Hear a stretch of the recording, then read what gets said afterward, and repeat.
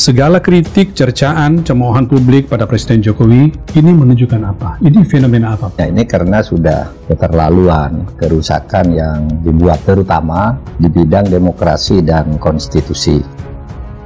Selama Pak Mahfud menjabat lahir, misalnya yang kontroversi apa ya di kalangan aktivis civil society, Undang-Undang Cipta Kerja, ya. Di zaman civil society dianggap pemerintah yakin ini baik, tapi civil society menolak itu misalnya.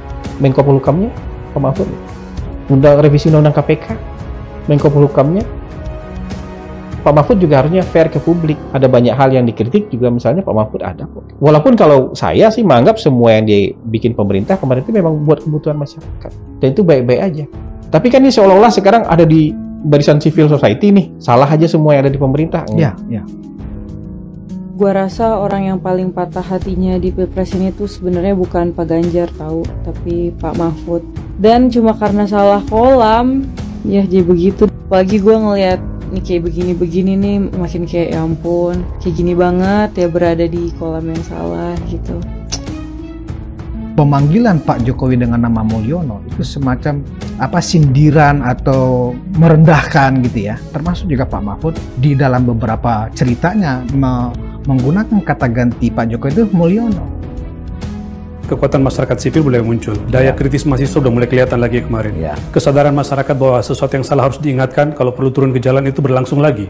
Energi itu berkumpul lagi. Sampai saat ini ya, opini publik yang terbanyak Pak Prabowo welcome. Ini kan yang dikejar di Pak Mulyono aja di mana-mana. Nggak ada tuh berteriak Prabowo. Pak Mulyono maksudnya Pak Jokowi kan? Pak Jokowi, Pak. Ya. Maaf. Ini nama aslinya Pak Jokowi kan Mulyono. Sekarang kita lihat perkembangan.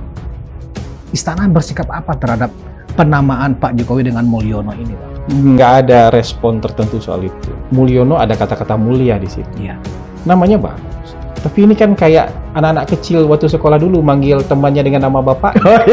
Jadi baru olok-olok ya Bang? Nama bapaknya sih bagus. Cuman ketika dia manggil itu untuk sebagai bahan olok-olok. Jadi kita paham lah psikologisnya. Kira-kira yang tersakiti siapa? Menurut saya yang tersakiti yang ngomong kok.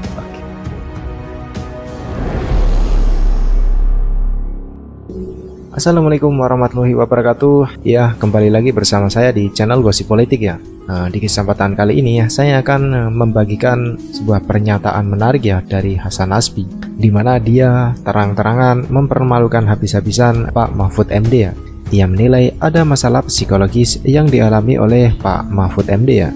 Hasan Nasbi mengatakan bahwa Pak Mahfud MD harus bertanggung jawab atas semua perkataannya ya, dan juga dirinya sendiri. Hasan Nasbi juga mengatakan Pak Mahfud harusnya fair ke publik ya. Jangan karena beda jalan, Mahfud malah marah-marah dan seolah semuanya salah presiden ya. Padahal dulu waktu Undang-Undang Ciptaker terbit dan revisi Undang-Undang KPK diterbitkan ya, banyak civil society yang menantang dan Pak Mahfud lah yang mengcounter semua serangan tersebut ya. Tapi kini Mahfud malah seolah berbalik dan seolah-olah berada di barisan civil society ya, dan menganggap semuanya adalah salah Presiden Jokowi ya. Dan untuk lebih detailnya, mari kita sama-sama simak video berikut ini. Segala kritik, cercaan, cemoohan publik pada Presiden Jokowi ini menunjukkan apa? Ini fenomena apa? Seperti saya katakan pada beberapa episode sebelumnya, ini karena sudah keterlaluan kerusakan yang dibuat terutama di bidang demokrasi dan konstitusi. Nah, kalau menurut Bang Hasan, sikap yang dilihatkan oleh mantan Menko Polhukam Pak Mahfud 4 tahun sebagai Menko-nya Pak Jokowi, kemudian setahun karena nyapres kemudian mengundurkan diri, tapi sekarang kemudian seolah-olah menyerang habis-habisan ya, secara personal bahkan, itu menurut Bang Hasan anomali nggak sih sikap Pak Mahfud itu, atau sah aja karena dia punya sikap? Semua orang di negara ini berhak punya sikap, termasuk juga bebas berbicara. Esensi demokrasi kan, tapi harus bertanggung jawab, bisa dipertanggungjawabkan, termasuk juga mempertanggungjawabkan diri sendiri di depan. Kalau dipertanyakan misalnya, selama Pak Mahfud menjabat lahir, misalnya yang kontroversi apa ya di kalangan aktivis civil society, Undang-Undang Cipta Kerja, di zaman civil society dianggap pemerintah yakin ini baik, tapi civil society menolak itu misalnya. Menko Polhukamnya Pak Mahfud, Menko Polhukamnya Pak Mahfud. Unjuk rasa menolak Undang-Undang Cipta Kerja yang digelar gabungan mahasiswa sekota Palopo, Sulawesi Selatan berlangsung ricuh. Saling serang antara pengunjuk rasa dengan petugas keamanan pun tidak dapat dihindarkan. Kita beralih ke informasi lain, Saudara. Menko Polhukam Mahfud MD menyebut terbitnya Perpu Cipta Kerja telah sesuai prosedur. Soal kontroversi substansi, Mahfud mempersilahkan Perpu itu diuji di DPR dan Mahkamah Konstitusi. Menurut Mahfud, alasan kegentingan terbitnya Perpu sepenuhnya hak subjektif Presiden, serta Perpu Cipta Kerja terbuka diuji secara politik di DPR atau political review. Revisi Undang-Undang KPK, Menko Polhukamnya Pak Mahfud. Mantan Ketua Mahkamah Konstitusi Mahfud MD menilai revisi Undang-Undang KPK bermuatan hal positif untuk penegakan hukum. Menurut Mahfud MD, beberapa hal yang dianggap baik dari revisi Undang-Undang KPK diantaranya adanya SP3, Lembaga Pengawasan KPK. Mahfud MD yang merupakan alumnus Universitas Gadjah Mada ini menambahkan status aparatur sipil negara bagi pegawai KPK juga akan memperbaiki kinerja KPK. Jadi civil society sebenarnya juga kalau mau melihatnya fair kok. Yang kontroversi di zaman mereka juga Pak Mahfud ada di zaman itu kok. Pak Mahfud juga harusnya fair ke publik. Ada banyak hal yang dikritik juga misalnya Pak Mahfud ada kok. Walaupun kalau saya sih menganggap semua yang dibikin pemerintah kemarin itu memang buat kebutuhan masyarakat.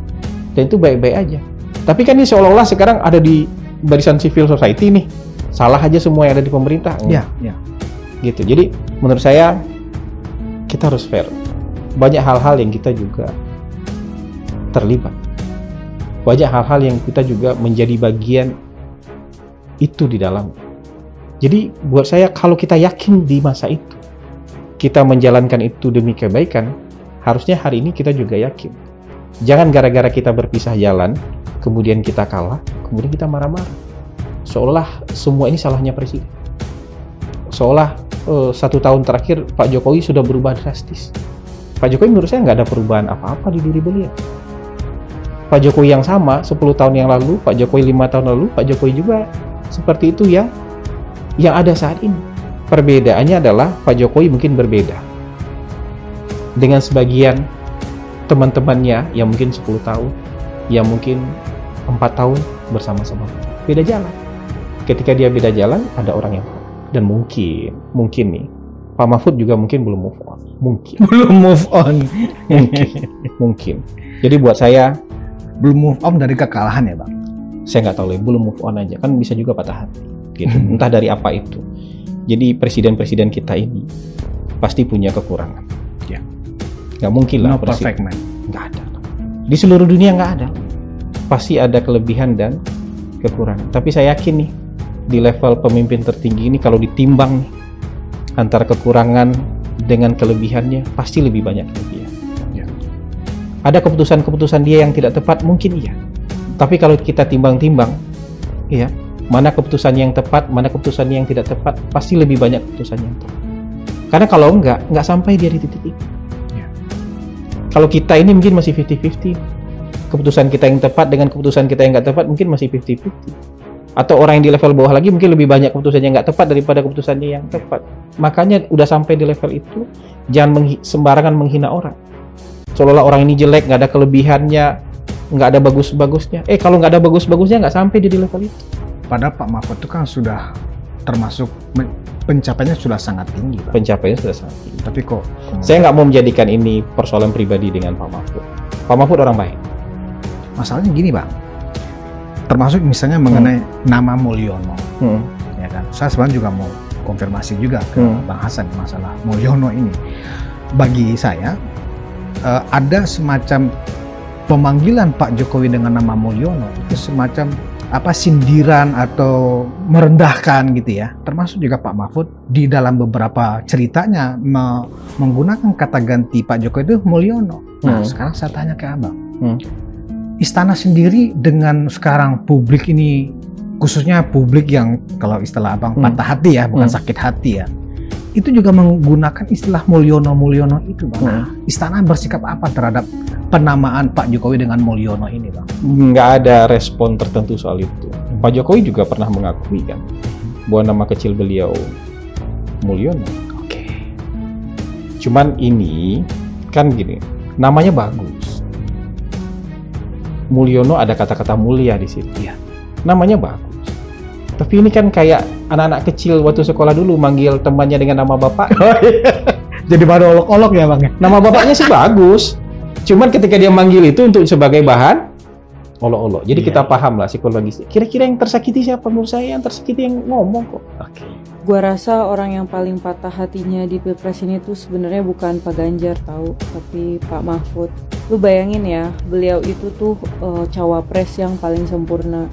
Udah pernah di Trias Politika 3-3 udah, pernah jadi ketua MK, DPR ya begitulah. Terus sekarang demi ngedampingin Pak Ganjar, beliau itu tuh sampai mundur dari jadi Menpol Hukam, yang posisinya itu kan di sini banget gitu ya, di antara para menteri. Menpol Hukam itu tuh udah gitu beliau juga profesor, beliau juga pengalamannya seabrek, dan cuma karena salah kolam ya jadi begitu. Pas sayang banget sih kalau sampai nggak dimasukin kabinetnya Pak Prabowo nanti, karena orang seperti Pak Mahfud ini tuh sangat baik untuk, sangat sayang gitu untuk dilewatkan. Apalagi gue ngelihat ini kayak begini-begini nih, makin kayak ya ampun, kayak gini banget ya berada di kolam yang salah gitu.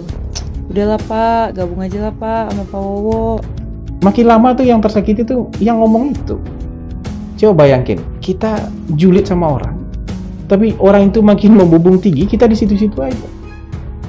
Atau kita malah makin terpuruk. Yang beracun akhirnya, maksudnya yang kemasukan racun itu orang itu apa kita? Kita mengumbar-umbar kebencian, itu beracun buat diri kita sendiri. Makin dia sukses, kita makin sakit. Padahal kita setiap hari merendahkan dia. Sama kayak orang-orang yang merendahkan saya juga, dibilang penjilat gitu. Juru bicara keluarga. Juru bicara keluarga atau apa. Tapi ya mungkin yang sekarang kemasukan racun mereka. Iya. Yang makin tiap hari sakit hati siapa? Kalau tiap hari sakit hati, kira-kira kita sehat apa enggak? Iya. Nah, tiap hari kita mengumbar kemarahan, kira-kira kita sehat apa enggak? Makanya saya nggak mau nanggapi ini jadi misalnya urusan pribadi. Pak Jokowi juga jauh lah di atas itu levelnya. Nggak akan menanggapi ini sebagai persoalan pribadi. Penjelasan Bang Hasan ini memang kita butuhkan, khususnya teman-teman yang pro ya, simpatisannya Pak Jokowi lah, ya kan? Artinya begini, selama ini kalau saya perhatikan di sosial media itu Bang, orang-orang yang anggaplah projo atau Jokowi maniak lah ya, merasa marah ketika dari kubu sebelah menggunakan nama Mulyono ke Pak Jokowi. Nah, dengan penjelasan Abang ini kan, oh Pak Jokowi nggak marah. Nggak marah. Ini clear. Iya. Dan beliau ngakuin itu nama. Iya. Nama beliau. Dan itu bukan sebutan yang jelek. Ya. Itu nama yang bagus. Itu namanya beliau. Cuma dulunya. kita paham tendensinya. Iya. Sama kayak, oh iya teman kita nyebut nama bapak kita. Nama bapak kita bagus. Cuma dia panggil itu buat menghina kita kan. Gitu. Maksud dia buat menghina kita. Tapi yang kena racunnya di mereka kok, bukan kita. Benar.